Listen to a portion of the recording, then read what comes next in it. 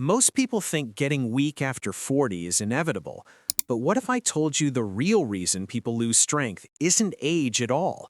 It's abandoning just 3 basic movements. And here's the scary part. One of them is so overlooked that skipping it quietly accelerates stiffness, joint pain, and even loss of balance. So which movement protects your knees first?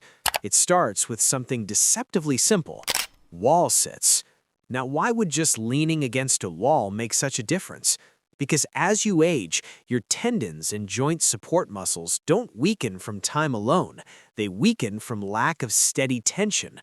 Research consistently shows isometric holds, like wall sits, stimulate tendon repair and reinforce the muscles, stabilizing the knee joint. That's why people who keep this habit often notice stairs feel easier and knee discomfort decreases. If you're just starting, stand against a wall, feet about a foot away, bend slightly, and accumulate about 2 minutes total per day. Intermediate level, thighs parallel, lower back pressed into the wall, build toward 5 minutes total. Advanced, go deeper, adjust foot distance, and aim for 10 minutes accumulated through the day. So yes, wall sits protect your knees, but here's the next question most people don't ask. What good are strong knees if your hips and spine are still stiff? That's where deep squats come in. And this surprises many people. The deep squat isn't really an exercise. It's actually a natural human resting position we've slowly abandoned. When that range disappears, hip mobility drops, the spine stiffens, and lower back pain often follows. Biomechanics research shows maintaining the ability to squat deeply correlates strongly with functional longevity, basically how well your body keeps working as you age.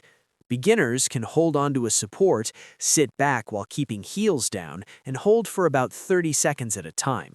Intermediate, no support, chest upright, accumulate 2 to 3 minutes daily. Advanced, relax into the bottom position, gently shift weights side to side, building toward 5 to 10 minutes spread through the day. Deep squats restore mobility, but that raises another question. Strength and mobility are great, yet why do some people still feel unstable or prone to falls after 40? That's where the most overlooked movement comes in, the horse stance. Unlike wall sits, there's no wall helping you. Your hips, core, and glutes must stabilize everything. And studies on lateral hip stabilizers show these muscles are critical for preventing falls and maintaining joint integrity as we age. For beginners, take a wide stance, toes slightly out, sink just a few inches, accumulate about 2 minutes daily. Intermediate, thighs closer to parallel, pelvis tucked, spine tall, 3 to 5 minutes total. Advanced, thighs parallel, arms extended forward, working toward a solid 5-minute hold. This stance builds the deep structural strength most workouts completely ignore. So now you've got the full picture. Wall sits protect your knees. Deep squats restore your mobility. Horse stance builds foundational stability. But here's the real question. Which one actually makes the biggest long-term difference? Honestly, it's the horse stance, because stability is what allows strength and mobility to actually last.